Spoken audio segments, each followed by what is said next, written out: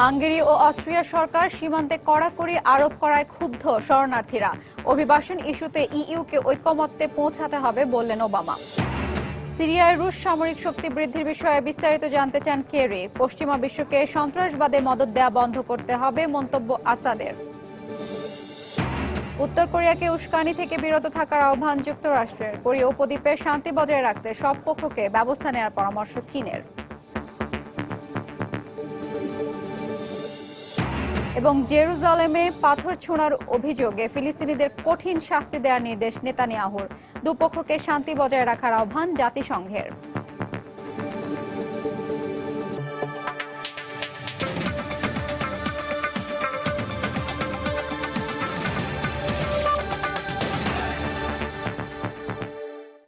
আন্তর্জাতিক সময় সঙ্গে আছি আমি হাফসা। হাঙ্গেরি এবং অস্ট্রিয়া সরকার সীমান্তে কড়াকড়ি আরোপ করায় ক্ষুব্ধ হয়ে উঠছে সেখানে আটকে পড়া আশ্রয় প্রত্যাশীরা। তবে থেমে না থেকে ইউরোপে যাওয়ার নতুন পথ হিসেবে এখন ক্রোয়েশিয়াকে ব্যবহার করতে শুরু করেছে তারা। এদিকে শরণার্থীদের আশ্রয় দেওয়ার ব্যাপারে ইউরোপীয় ইউনিয়নকে দ্রুত সমঝোতায় আসার তাগিদ দিয়েছেন মার্কিন প্রেসিডেন্ট বারাক ওবামা। তবে সিরিয়ার প্রেসিডেন্ট বাশার আল আসাদ বলেছেন, শরণার্থী সংকট নিরসন করতে চাইলে পশ্চিমা বিশ্বকে আগে সিরিয়া সংকটের নিরসন করতে হবে। তুরস্কের ইস্তাম্বুলের রাস্তায় সিরীয়দের উপস্থিতি এখন চোখে পড়ার মতো। পায়ে হেঁটে তারা তুরস্ক থেকে গ্রিসে প্রবেশ করে। তবে মঙ্গলবার তুর্কি পুলিশ ইদ্রিনে প্রায় 1000 খানেক শরণার্থীকে আটকে দিলে তারা বিক্ষোভ শুরু করে। আমাদের এখানে জোর করে আটকে রাখা হয়েছে। আমরা তো কিছুই চাই না, আমাদের যেতে দিন। একইভাবে কয়েক হাজার শরণার্থী আটকে আছে সার্বিয়া হাঙ্গেরি সীমান্তে। হাঙ্গেরীয় সরকার মঙ্গলবার তাদের প্রবেশে কড়াকড়ি আরোপ করলে বিপাকে পড়ে যান তারা। সংকট সমাধানে সমঝোতায় পৌঁছতে না পেরে হাঙ্গেরির প্রধানমন্ত্রী ভিক্টর অরবান সার্বিয়া থেকে তার দেশে প্রবেশ ইচ্ছুকদের অনুরোধ ফিরিয়ে দিচ্ছেন। পাশাপাশি দেশে জারি করেছেন জরুরি অবস্থা। হাঙ্গেরি সরকারের এমন আচরণের প্রতিবাদে বিক্ষোভে ফেটে পড়েন এসব অসহায় আশ্রয়হীন যুদ্ধবিধ্বস্তরা। তবে পদে পদে এসব বাধা টপকে এখনো ইউরোপে প্রবেশ করছেন সিরীয় শরণার্থীরা। নতুন পথ হিসেবে এখন তারা ক্রোয়েশিয়াকে ব্যবহার করছেন। এরই মধ্যে শরণার্থীদের 150 জনের একটি দল সেখানে পৌঁছেছেন। দেশটির সরকারও জানিয়েছেন, শরণার্থীদের আশ্রয় দিতে কোনো সমস্যা নেই তাদের। এমনকি তারা এই পথ ব্যবহার করে অন্য কোথাও যেতে চাইলেও যেতে পারে। কোনোভাবেই যখন শরণার্থীদের ইউরোপে প্রবেশ বন্ধ করা যাচ্ছে না, তখন মার্কিন প্রেসিডেন্ট বারাক ওবামা ইউরোপীয় ইউনিয়নের নেতাদের দ্রুত চলমান সংকট সমাধানে ঐকমত্যে পৌঁছানোর আহ্বান জানান। আমি বলবো, এক হয়ে কাজ করলে সব সংকট থেকে উতরে আসা যায়। যত দ্রুত সবাই সমঝোতায় আসবেন, তত দ্রুতই এই সংকট নিরসন সম্ভব হবে। এদিকে নিজের দেশের লাখ লাখ মানুষের আশ্রয়ের জন্য ইউরোপে ভিড় জমানোর বিষয়ে সিরিয়ার প্রেসিডেন্ট বাশার আল আসাদ অভিযোগ করে বলেছেন, পশ্চিমারাই এই সংকট ডেকে এনেছেন। ইউরোপের নেতারা এখন শরণার্থীদের নিয়ে হিমশিম খাচ্ছেন, কিন্তু এই সংকটের দায় তাদেরই। তারাই সন্ত্রাসীদের মদদ দিয়ে পুরো সিরিয়ায় বিশৃঙ্খলা সৃষ্টি করেছে। টানা 4 বছর ধরে সিরিয়াতে গৃহযুদ্ধ চলছে, যাতে প্রায় 2.5 লাখ সিরীয় বেসামরিক নাগরিক নিহত হয়েছেন। তাই প্রাণ ভয়ে এখন লাখ লাখ সিরীয় ইউরোপমুখী হয়েছে নিরাপদ আশ্রয়ের আশায়। তানজিম মুনিয়াত, সময় সংবাদ। দেখছেন আন্তর্জাতিক সময়।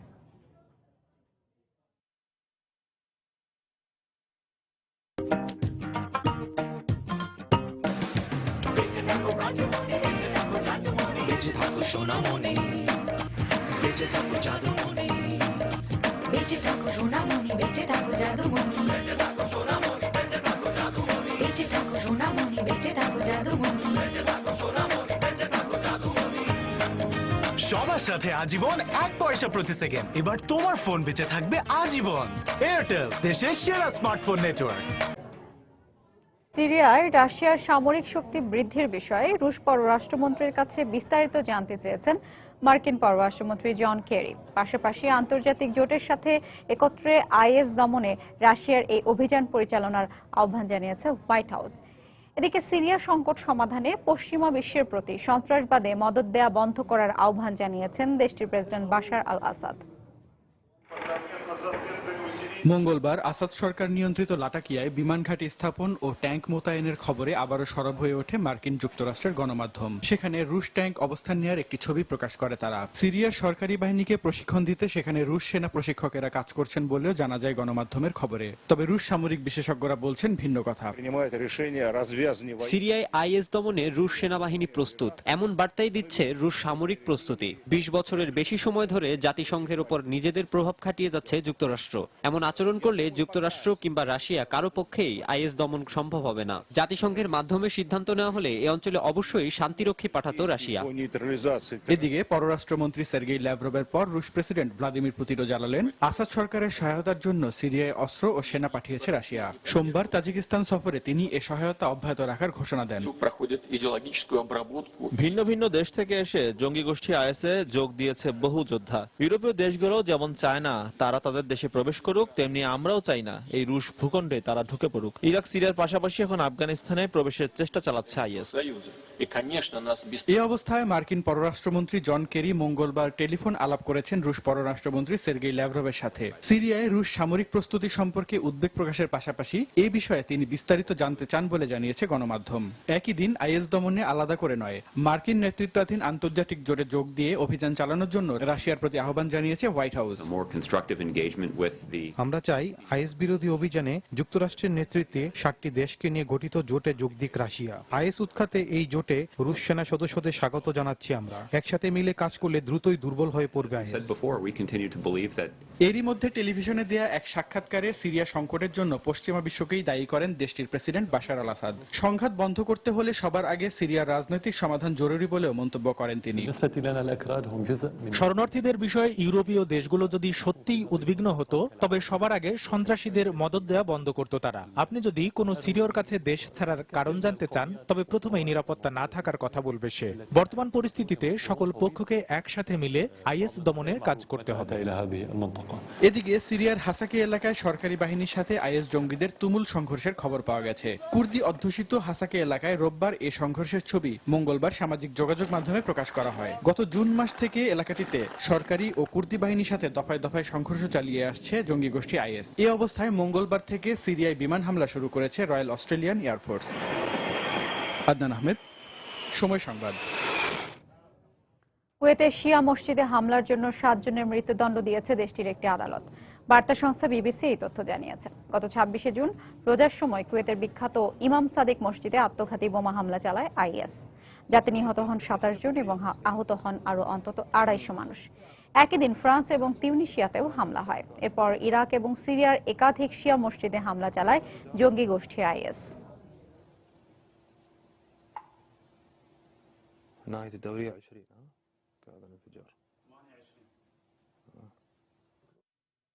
সৌদি আরবের মক্কায় ক্রেন দুর্ঘটনায় নিহত 111 জনের পরিবারকে অর্থ সহায়তা দেবে সৌদি সরকার। এই দুর্ঘটনার সাথে কোনো সন্ত্রাসী গোষ্ঠী জড়িত নয় বলে তদন্ত প্রতিবেদনে জানিয়েছে দেশটির সরকার। সংবাদ মাধ্যম আরব নিউজের খবর অনুযায়ী নিহতদের প্রত্যেকের পরিবার 3 লাখ সৌদি রিয়াল পাবে, যা বাংলাদেশি টাকায় প্রায় 57 লাখ টাকা। যে ঠিকাদার প্রতিষ্ঠান মক্কার কাবা শরীফ সংস্কার করছে তাদের ইন্স্যুরেন্স কোম্পানি এই অর্থ পরিশোধ করবে। এদিকে ওই ঠিকাদারি প্রতিষ্ঠান বিন লাদেন গ্রুপকে দুর্ঘটনার জন্য দায়ী করে 10 লাখ রিয়াল জরিমানা করেছে সৌদি রাজকীয় আদালত। আদালতের মতে ভুল জায়গায় ক্রেন স্থাপন করাতেই এই ভয়াবহ দুর্ঘটনা ঘটেছে।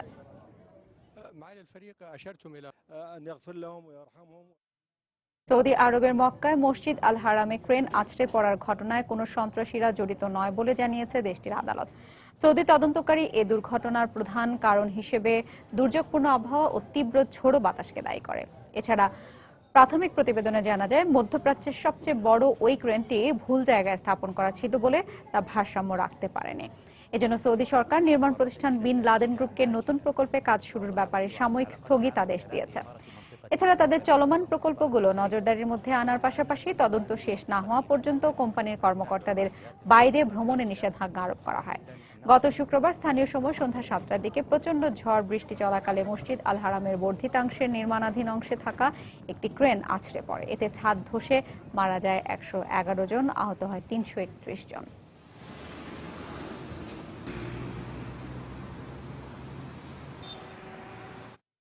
আন্তর্জাতিক সময় আরো দেখবেন। জলবায়ু পরিবর্তন ও দূষণের ফলে হুমকির মুখে সামুদ্রিক প্রাণীর জীবন। 5 দশকে অর্ধেক কমেছে এদের সংখ্যা, দাবি গবেষকদের। দায়িত্বজ্ঞানহীন উস্কানি থেকে বিরত থাকতে উত্তর কোরিয়ার প্রতি আহ্বান জানিয়েছে যুক্তরাষ্ট্র। একই সঙ্গে আন্তর্জাতিক সম্প্রদায় দেশটিকে কখনো পরমাণু অস্ত্রের অধিকারী হিসেবে মেনে নেবে না বলে জানায় ওয়াশিংটন। উত্তর কোরিয়া পরমাণু বোমা দিয়ে মার্কিন শত্রুতার জবাব দেওয়ার হুঁশিয়ারি উচ্চারণের পরপরই যুক্তরাষ্ট্রের পক্ষ থেকে এমন প্রতিক্রিয়া জানানো হলো। এদিকে কোরীয় উপদ্বীপে শান্তি বজায় রাখতে যথাযথ ব্যবস্থা নিতে সব পক্ষের প্রতি আহ্বান জানিয়েছে চীন। গত মে মাসে উত্তর কোরিয়া ডুবোজাহাজ থেকে ক্ষেপণাস্ত্র পরীক্ষা চালানোর খবর প্রকাশের পর একে বানোয়াট বলে দাবি করে যুক্তরাষ্ট্র। এর পরপরই সাবমেরিন থেকে ব্যালিস্টিক মিসাইল উৎক্ষেপণের ভিডিও প্রকাশ করে পিয়ংইয়ং। এরই ধারাবাহিকতায় উত্তর কোরিয়ার প্রতি মার্কিন বৈরীনীতি অব্যাহত থাকলে যে কোনো সময় পরমাণু বোমা দিয়ে সেই শত্রুতার জবাব দেওয়ার হুঁশিয়ারি দিল পিয়ংইয়ং। একই সঙ্গে দেশটির প্রধান পরমাণু কেন্দ্র ইয়ংবিয়ন আবারও চালু করা হয়েছে বলে জানায় রাষ্ট্রীয় সংবাদ সংস্থা KCNA। আন্তর্জাতিক সম্প্রদায়ের সঙ্গে সহযোগিতার বিনিময়ে নিরস্ত্রীকরণ চুক্তির আওতায় এটি 2007 সাল থেকে বন্ধ ছিল। কিন্তু দক্ষিণ কোরিয়ার সঙ্গে যুক্তরাষ্ট্রের যৌথ সামরিক মহড়াকে কেন্দ্র করে এ অঞ্চলে উত্তেজনা দেখা দিলে 2013 সালে সেই প্রতিশ্রুতি থেকে সরে আসার ঘোষণা দেয় উত্তর কোরিয়া। একই বছর তৃতীয়বারের মতো পারমাণবিক পরীক্ষা চালায় দেশটি। এরপর থেকে প্রায় সময় যুক্তরাষ্ট্র ও উত্তর কোরিয়া একে অপরকে পাল্টাপাল্টি হুঁশিয়ারি দিয়ে আসছে। এ অবস্থায় উস্কানিমূলক কথাবার্তা বন্ধ না করলে উত্তর কোরিয়ার বিরুদ্ধে যথাযথ ব্যবস্থা নেওয়ার হুঁশিয়ারি দিয়েছে পেন্টাগন। কোরীয় উপদ্বীপের শান্তি শৃঙ্খলা নষ্ট হয় এমন কিছু করা থেকে বিরত থাকতে পিয়ংইয়ং এর প্রতি আহ্বান জানায় মার্কিন প্রতিরক্ষা দপ্তর। কোরীয় উপদ্বীপের বর্তমান পরিস্থিতি আমাদের পর্যবেক্ষণে আছে। এই অঞ্চলে স্থিতিশীলতা রক্ষায় পিয়ংইয়ং এর উচিত দায়িত্বপূর্ণ আচরণ করা, কিন্তু তারা অপ্রয়োজনীয় কর্মকাণ্ডের মধ্য দিয়ে এই অঞ্চলের উত্তেজনা বাড়িয়ে দিচ্ছে, এমনকি আন্তর্জাতিক আইন অমান্য করে পরমাণু কর্মসূচি চালাচ্ছে। তবে সব পক্ষকে শান্ত থেকে আলোচনার মাধ্যমে সবকিছু সমাধানের পরামর্শ দিয়েছে চীন। এক্ষেত্রে দুপক্ষের করণীয় তুলে ধরল চীনা পররাষ্ট্র মন্ত্রণালয়। একটি সার্বভৌম দেশ হিসেবে উত্তর কোরিয়ার শান্তিপূর্ণ পরমাণু কর্মসূচি চালানোর অধিকার রয়েছে, কিন্তু জাতিসংঘ নিরাপত্তা পরিষদের সমাধান অনুযায়ী তাদের সেই অধিকার সীমাবদ্ধ করা হয়েছে। উত্তর কোরিয়ার যেমন উচিত শান্ত থাকা, তেমনি জাতিসংঘেরও উচিত উত্তর কোরিয়ার উপর নিষেধাজ্ঞা শিথিল করা। ইয়ংবিয়ন পরমাণু স্থাপনা উত্তর কোরিয়ার পারমাণবিক অস্ত্র তৈরির জন্য প্রয়োজনীয় প্লুটোনিয়ামের প্রধান উৎস। বিশেষজ্ঞদের ধারণা, এই স্থাপনা নতুন করে চালু হওয়ায় প্রতি বছর অন্তত একটি পারমাণবিক বোমা তৈরিতে সক্ষম হবে পিয়ংইয়ং। রিয়াদুল ইসলাম, সময় সংবাদ। জেরুজালেমে ইহুদি বসতি সম্প্রসারণের বিরুদ্ধে আন্দোলনরত ফিলিস্তিনিদের পাথর ছোঁড়ার অভিযোগে কঠিন শাস্তি দেওয়ার নির্দেশ দিয়েছেন ইসরায়েলি প্রধানমন্ত্রী বিনিয়ামিন নেতানিয়াহু। অন্যদিকে আল আকসা মসজিদে প্রবেশকে কেন্দ্র করে সংঘর্ষরত দুপক্ষকে শান্তি বজায় রাখার আহ্বান জানিয়েছে জাতিসংঘ। এ সংঘাত সৃষ্টির জন্য ইসরায়েলকে দায়ী করেছে উপসাগরীয় সমন্বয় কাউন্সিলের সদস্য রাষ্ট্রগুলো। এরই মধ্যে জাতিসংঘের পর্যবেক্ষক হিসেবে এর সদর দপ্তরে পতাকা উত্তোলনের মধ্য দিয়ে ফিলিস্তিনের শান্তি প্রতিষ্ঠা এক ধাপ এগিয়ে যাবে বলে মন্তব্য করেছেন প্রেসিডেন্ট মাহমুদ আব্বাস। আল আকসা মসজিদে প্রবেশ অধিকার নিয়ে সাধারণ ফিলিস্তিনি ও ইসরায়েলি পুলিশের মধ্যে কয়েকদিনের সংঘর্ষে উদ্বেগ প্রকাশ করেছে উপসাগরীয় রাষ্ট্রগুলোর সংগঠন গালফ কোঅপারেশন কাউন্সিল GCC। মঙ্গলবার সৌদি আরবের রাজধানী রিয়াদে কাউন্সিলের 136তম সম্মেলনে GCCর বর্তমান চেয়ারপারসন ও কাতারের পররাষ্ট্রমন্ত্রী খালিদ বিন মোহাম্মদ আল আতিয়াহ বলেন, আল আকসায় মুসলমানদের ঢুকতে না দেওয়ার মধ্য দিয়ে ভয়ানক অপরাধ করেছে ইসরায়েল। আল আকসা মসজিদকে কেন্দ্র করে উত্তেজনা সৃষ্টি না করে ইসরায়েলি ও ফিলিস্তিনিদের শান্তি বজায় রাখার আহ্বান জানিয়েছে জাতিসংঘ। আল আকসার মতো ধর্মীয় তীর্থকেন্দ্রে সহিংসতা ছড়ানোর নিন্দা জানিয়েছেন জাতিসংঘ মহাসচিব। সংঘর্ষরত দুপক্ষকে শান্তি বজায় রাখার আহ্বান জানিয়েছেন তিনি। আমরা আশা করব এ বিষয় নিয়ে ইসরায়েল ও ফিলিস্তিনি নেতৃত্বের মধ্যে ধৈর্যের বহিঃপ্রকাশ থাকবে। আন্তর্জাতিক বিশ্বের নিন্দা ও শান্তি বজায় রাখার আহ্বান উপেক্ষা করে ফিলিস্তিনে ইসরায়েল অধিকৃত জেরুজালেমে অব্যাহত রয়েছে সংঘর্ষ। ইহুদি বসতি সম্প্রসারণের বিরুদ্ধে আন্দোলনরত ফিলিস্তিনিরা ইসরায়েলিদের উপর পাথর ছোড়ে বলে অভিযোগ করেছে তেল আবিব। মঙ্গলবার ফিলিস্তিনি আন্দোলনকারীদের পাথর ছোড়ার ঘটনায় একটি গাড়ি দুর্ঘটনায় এক ইহুদি নিহত হওয়ায় ক্ষোভ জানিয়েছেন ইসরায়েলি প্রধানমন্ত্রী বিনিয়ামিন নেতানিয়াহু। তার দাবি, পাথর ছুঁড়ে যারা নিরপরাধ মানুষের জীবন বিপন্ন করছে তাদের কঠিন শাস্তির মুখোমুখি হতে হবে। আমরা আবারও প্রত্যক্ষ করলাম আন্দোলনের নামে কিভাবে নিরীহ ইসরায়েলিদের হত্যা করছে ফিলিস্তিনিরা। আমি আমাদের আইন শৃঙ্খলা রক্ষাকারী বাহিনীর উদ্দেশ্যে বলছি, যে কোনো মূল্যে পাথর নিক্ষেপকারী ফিলিস্তিনিদের শাস্তির ব্যবস্থা করতে হবে। এই অবস্থায় সংঘর্ষ নয়, শান্তির পথে পা বাড়াতে উদ্গ্রীব ফিলিস্তিনি নেতারা। জাতিসংঘের পর্যবেক্ষক রাষ্ট্র হিসেবে আগামী 30 সেপ্টেম্বর নিউ ইয়র্কের সদর দপ্তরে ফিলিস্তিনের পতাকা উত্তোলন করা হবে। এই অনুষ্ঠানে জাতিসংঘের সব রাষ্ট্রনেতাদের আমন্ত্রণ জানিয়েছেন ফিলিস্তিনের প্রেসিডেন্ট মাহমুদ আব্বাস। এই প্রক্রিয়ার মধ্য দিয়ে ফিলিস্তিন মধ্যপ্রাচ্যে শান্তি স্থাপন ও স্বাধীন রাষ্ট্র প্রতিষ্ঠার পথে আরও এক ধাপ এগিয়ে গেছে বলেও জানান তিনি। সঞ্জিদা ইসলাম, সময় সংবাদ। ইয়েমেনের দক্ষিণাঞ্চলীয় শহর তাইজে হাউথি বিদ্রোহী ও প্রেসিডেন্ট হাদি সমর্থক বাহিনীর মধ্যে ব্যাপক সংঘর্ষ হয়েছে। বন্দরনগরী এডেন থেকে হাউথিদের উৎখাত করার পর ইয়েমেনের বাকি প্রদেশগুলোতে নিজেদের অবস্থান শক্ত করতে অনেক বেশি মরিয়া হয়ে উঠেছে বলে জানায় গণমাধ্যম। তাইজে মাসের পর মাস ভয়াবহ লড়াইয়ের ফলে পুরো নগরী পরিণত হয়েছে ধ্বংসস্তূপে। অনেকেই ওই অঞ্চল ছেড়ে পালিয়ে গেছে বলেও জানায় গণমাধ্যম। ইয়েমেন শান্তি ফিরিয়ে আনতে হাদি সরকারের সঙ্গে আলোচনা করতে সৌদি আরব যাচ্ছেন সংকট নিরসনে জাতিসংঘের বিশেষ দূত ইসমাইল উল শেখ আহমেদ।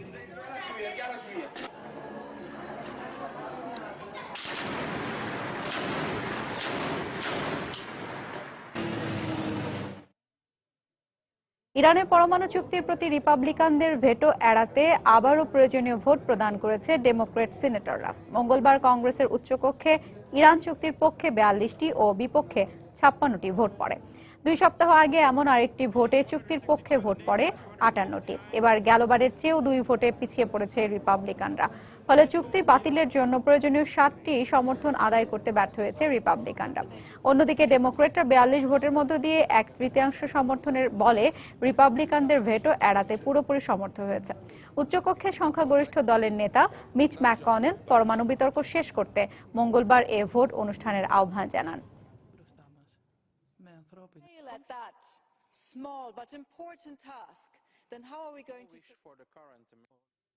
ফরাসি প্রধানমন্ত্রী ম্যানুয়েল ভলসের আমন্ত্রণে ইউরোপ সফরের অংশ হিসেবে ফ্রান্সের প্যারিস ভ্রমণ করবেন ইরানের প্রেসিডেন্ট হাসান রুহানি। আগামী নভেম্বরে রুহানি প্যারিস সফর করবেন বলে জানালেন ভলস। মধ্যপ্রাচ্য শান্তি প্রতিষ্ঠায় ইরান গুরুত্বপূর্ণ ভূমিকা রাখতে পারে বলে উল্লেখ করেন তিনি। এদিকে মধ্যপ্রাচ্য শান্তি প্রতিষ্ঠায় চীনের সহায়তার আহ্বান জানিয়েছে ইরান। মঙ্গলবার চীনের পররাষ্ট্রমন্ত্রী ওয়াং ইর সঙ্গে এক বৈঠকে এ আহ্বান জানান ইরানের পররাষ্ট্রমন্ত্রী জাভেদ জারিফ।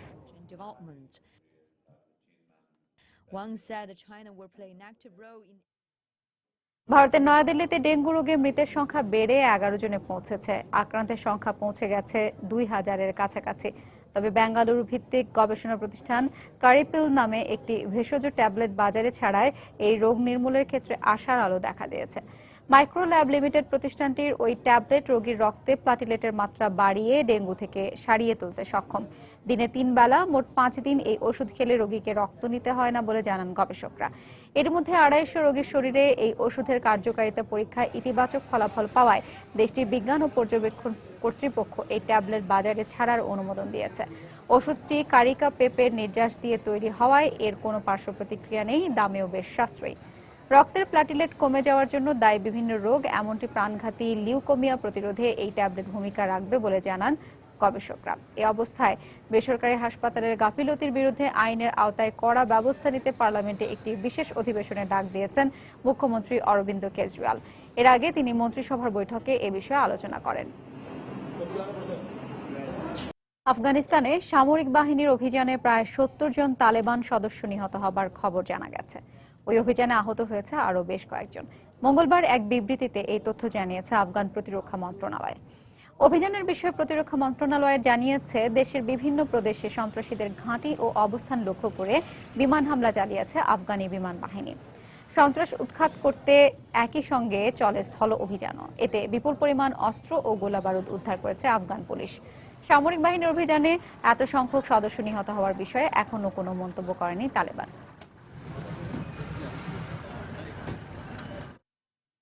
মানব পাচারকারীদের ধরতে চালানো অভিযানের প্রতিশোধ নিতে ব্যাংককের এরওয়ান মন্দিরে সন্ত্রাসীরা হামলা করেছিল বলে জানিয়েছে থাইল্যান্ডের পুলিশ। মঙ্গলবার গণমাধ্যমকে এই তথ্য জানিয়েছে থাই পুলিশ প্রধান সময়াত পাম্পান মুয়ান। তিনি বলেছেন, আমরা মানব পাচারকারী চক্রকে ধ্বংস করে দেয়ায় তারা ক্ষিপ্ত হয়ে হামলা চালিয়েছে। তবে কোন তথ্য উপাত্তের ভিত্তিতে পুলিশ এমনটা ধারণা করছে তা গণমাধ্যমকে জানাননি তিনি। এই বোমা হামলা এবং ইস্তাম্বুলের থাই কনসুলেটে হামলাও একই কারণে হয়েছে বলে জানান তিনি। পাশাপাশি এই ঘটনার সাথে তুর্কি বংশোদ্ভূত চীনা উইঘুর সম্প্রদায়ের লোকদের সম্পৃক্ত থাকার কথাও উড়িয়ে দিয়েছেন পুলিশ প্রধান।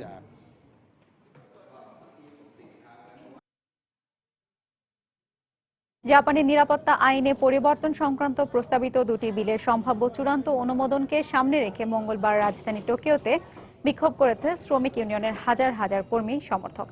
এদিন বিক্ষোভকারীরা জাপানি পার্লামেন্টের বাইরে অবস্থান নিয়ে জাতীয় নিরাপত্তা আইনে এই পরিবর্তনের উদ্যোগের প্রতিবাদে স্লোগান দেয় এবং প্রধানমন্ত্রী শিনজো অ্যাবেকে পদত্যাগ করার দাবি জানায়। এই বিল দুটি চূড়ান্তভাবে অনুমোদিত হলে জাপানি সেনারা দ্বিতীয় বিশ্বযুদ্ধের পর আবার বিদেশে গিয়ে লড়াইয়ে অংশ নিতে পারবে। এতে এশিয়াভুক্ত দেশগুলোর শান্তি বিনষ্ট হওয়ার পাশাপাশি বৈষম্য দেখা দেবে বলে উদ্বেগ প্রকাশ করে বিক্ষোভকারীরা। 16 জুলাই পার্লামেন্টের নিম্নকক্ষ বিল দুটির অনুমোদন দেয়। 27 সেপ্টেম্বর চলতি অধিবেশনের আগেই পার্লামেন্টের উচ্চকক্ষে ওই বিলের চূড়ান্ত অনুমোদন দেওয়া হতে পারে।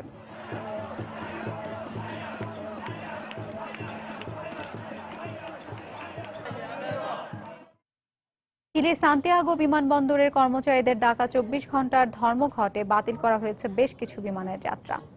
মঙ্গলবার ডাকা এই ধর্মঘটে দুর্ভোগে পড়েন প্রায় 70,000 বিমান যাত্রী। কর্মপরিবেশ, সামাজিক নিরাপত্তা, শ্রমিকদের পেনশনে পরিবর্তনের দাবিতে ডিজিএসি নামের এক শ্রমিক সংগঠন এই ধর্মঘট আহ্বান করে। ফলে বেশ কিছু বিমান সংস্থাকে তাদের জাতীয় ও আন্তর্জাতিক ফ্লাইট বাতিল ও সময় পরিবর্তন করতে হয়। ডিজিএসি জানায়, ধর্মঘটের ফলে 10টি আন্তর্জাতিক সহ 26টি অভ্যন্তরীণ ফ্লাইটের যাত্রা বাতিল করা হয়। গত 4 সেপ্টেম্বর এই ধর্মঘট ঘোষণা করা হয়।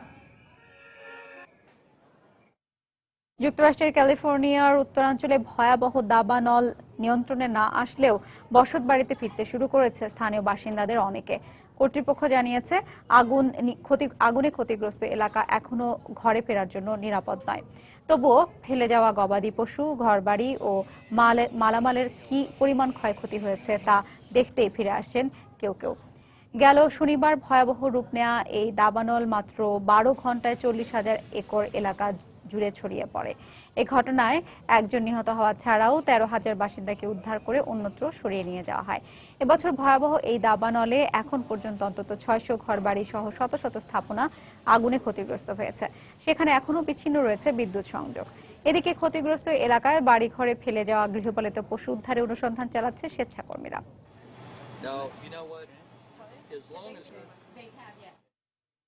যুক্তরাষ্ট্রের পশ্চিমাঞ্চলের উটাহ রাজ্যে বন্যায় অন্তত 8 জনের মৃত্যুর খবর পাওয়া গেছে। এখনো নিখোঁজ রয়েছেন আরো 6 জন। বন্যায় রাজ্যের যোগাযোগ ব্যবস্থা পুরোপুরি বিপর্যস্ত হয়ে পড়ায় এক টুইটার বার্তার মাধ্যমে স্থানীয় জরুরি বিভাগ এই খবর জানিয়েছে।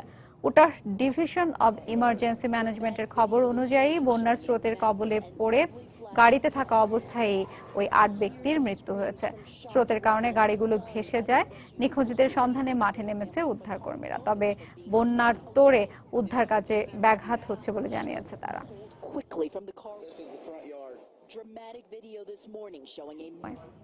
টাইমলাইনে লাইকের বিপরীতে ডিসলাইক অপশন রাখতে কাজ করছে ফেসবুক। খুব শিগগিরই জনপ্রিয় সামাজিক যোগাযোগ মাধ্যমে নতুন এ বাটন যুক্ত হতে যাচ্ছে বলে জানিয়েছেন এর প্রতিষ্ঠাতা মার্ক জুকারবার্গ। বিভিন্ন দেশের ফেসবুক ব্যবহারকারীদের নিয়ে আয়োজিত এক আলোচনা সভায় একথা বলেন তিনি। মঙ্গলবার ক্যালিফোর্নিয়ায় ফেসবুক সদর দপ্তরে আয়োজিত এই আলোচনা সভায় দেয়া বক্তব্যে একথা বলেন জুকারবার্গ। খুব শিগগিরই লাইকের বিপরীত বাটন ফেসবুকে যুক্ত হচ্ছে বলে জানান জুকারবার্গ। তবে নতুন এ বাটন ঠিক ডিসলাইক হবে না বলেও জানান ফেসবুক প্রতিষ্ঠাতা। জুকারবার্গ বলেন, ফেসবুকে লাইক ডিসলাইক বাটন পাশাপাশি রাখা হলে এ নিয়ে প্রতিটি পোস্টে ভোটাভুটির মতো ব্যাপার তৈরি হবে।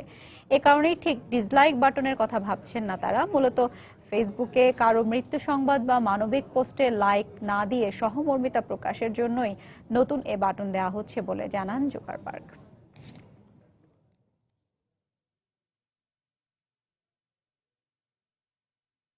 এবার মানুষের মমতায় প্রাণে বেঁচে গেল একটি হাতির বাচ্চা। পরিত্যক্ত কুয়ার মধ্যে আটকে পড়া হাতির বাচ্চাকে উদ্ধার করে এই দৃষ্টান্ত স্থাপন করেছে ভারতের কেরালা রাজ্যের বনকর্মীরা। ভূপৃষ্ঠের প্রাণী জগৎকে আমরা যতটা না দেখতে পাই তার চাইতে অনেক বেশি বৈচিত্র্যময় ও বিস্ময়কর হলো পানির নিচের জগৎ। সেই রহস্যের সবচেয়ে বড় আধার সমুদ্র। কিন্তু জলবায়ু পরিবর্তন, প্রতিকূল আবহাওয়া ও দূষণের কারণে ভয়াবহ হুমকির মুখে পড়েছে এই অতল রাজ্যের প্রাণীদের অস্তিত্ব। 5 দশকে সামুদ্রিক প্রাণীর সংখ্যা অর্ধেকে নেমে এসেছে। দিগন্ত জোড়া কেবল গাঢ় নীল রঙের বিচ্ছুরণ। রহস্যে ঘেরা সমুদ্র তলদেশের পরিবেশ যেমন বর্ণিল তেমনই বিচিত্র। পৃথিবীর পৃষ্ঠদেশের 71% পানি হওয়ায় এই বিশ্ব ব্রহ্মাণ্ডের সবচেয়ে বড় বাস্তুসংস্থান হয় সমুদ্রে। গভীরতা ও বিশালত্বের দিক থেকে এই রাজ্য সবকিছুকে হার মানালেও প্রকৃতির এই অংশের বেশিরভাগই উদ্ঘাটিত হয়নি। এ যেন বাতাসবিহীন আরেক পৃথিবী। বৈশ্বিক প্রেক্ষাপট বিচার করলে দেখা যাবে গত 2 দশকে জলবায়ু পরিবর্তন, প্রাকৃতিক দুর্যোগ ও মানবসৃষ্ট দূষণের ভয়াবহ প্রভাব ভূপৃষ্ঠের পাশাপাশি সমুদ্রে পড়েছে। এই বিষয়ে সচেতনতার বেশিরভাগ ভূমিকেন্দ্রিক হওয়ায় আড়ালে থেকে গেছে সামুদ্রিক জীববৈচিত্র্য রক্ষার বিষয়টি। তবে মাছের এই বিলুপ্তির পেছনে গবেষকরা অন্যতম কারণ হিসেবে চিহ্নিত করেন মাত্রাতিরিক্ত মাছ শিকারকে। যে হারে মাছের প্রজনন হয় তার চাইতে কয়েক গুণ হারে শিকার হচ্ছে বেশ কয়েকটি প্রজাতির মাছ। যুক্তরাজ্যের ওয়ার্ল্ড ওয়াইল্ড লাইফ ফান্ড এবং জুওলজিক্যাল সোসাইটি অফ লন্ডনের এক গবেষণা প্রতিবেদন সূত্রে জানা যায়, গত 45 বছরে সমুদ্র তলদেশের অন্তত 1200 প্রাণী বিলুপ্তির পথে রয়েছে। সামুদ্রিক স্তন্যপায়ী, সরীসৃপ ও মাছের সংখ্যা 1970 সালের তুলনায় কমে গেছে 49% পর্যন্ত। এছাড়া মানুষের মধ্যে সামুদ্রিক মাছের চাহিদা বাড়তে থাকায় টুনা মাছ ও ম্যাক্রেল মাছের সংখ্যা কমে গেছে অন্তত 74%। ভয়াবহ সংকটের মুখে পড়েছে সি কিউকাম্বার মাছ, যা গত কয়েক বছরের তুলনায় 94 থেকে 98% পর্যন্ত কমে গেছে। শিল্প ও রাসায়নিক কারখানা, বিদ্যুৎ বা পারমাণবিক প্রকল্প, জাহাজ শিল্পের প্রসার, সেই সঙ্গে সমুদ্রে তেল বা সারবাহী জাহাজের চলাচল যত বাড়ছে, সে হারে সংকটের মুখে পড়ছে সমুদ্রের জীববৈচিত্র্যের অস্তিত্ব। অথচ মানবসৃষ্ট এসব দূষণের কারণে প্রতিনিয়ত ম্যানগ্রোভ বন ধ্বংস ও সি গ্রাস ক্ষতিগ্রস্ত হওয়ায় এর উপর নির্ভর প্রাণীকুল মারাত্মক বিপর্যয়ের মুখে পড়ছে। সমুদ্রে কার্বন ডাই অক্সাইডের পরিমাণ কমতে থাকায় পানি হারাচ্ছে তার স্বাভাবিক রাসায়নিক ভারসাম্য। এভাবে হারানোর তালিকায় ভিড় করছে অসংখ্য সামুদ্রিক প্রাণী। সঞ্জনা চৌধুরী, সময় সংবাদ। আন্তর্জাতিক সময় শীর্ষ সংবাদগুলো জানিয়ে দিচ্ছি আরেকবার। হাঙ্গেরি ও অস্ট্রিয়া সরকার সীমান্তে কড়াকড়ি আরোপ করায় ক্ষুব্ধ শরণার্থীরা। অভিবাসন ইস্যুতে ইইউকে ঐকমত্যে পৌঁছাতে হবে বললেন ওবামা। সিরিয়ায় রুশ সামরিক শক্তি বৃদ্ধির বিষয়ে বিস্তারিত জানতে চান কেরি। পশ্চিমা বিশ্বকে সন্ত্রাসবাদে মদদ দেওয়া বন্ধ করতে হবে, মন্তব্য আসাদের। উত্তর কোরিয়াকে উস্কানি থেকে বিরত থাকার আহ্বান যুক্তরাষ্ট্রের। কোরীয় উপদ্বীপে শান্তি বজায় রাখতে সব পক্ষকে ব্যবস্থা নেওয়ার পরামর্শ চীনের। এবং জেরুজালেমে পাথর নিক্ষেপকারী ফিলিস্তিনিদের কঠিন শাস্তি দেওয়ার নির্দেশ নেতানিয়াহুর। দুপক্ষকে শান্তি বজায় রাখার আহ্বান জাতিসংঘের।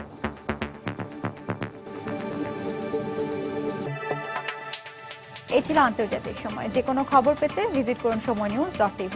সঙ্গে থাকুন সময়।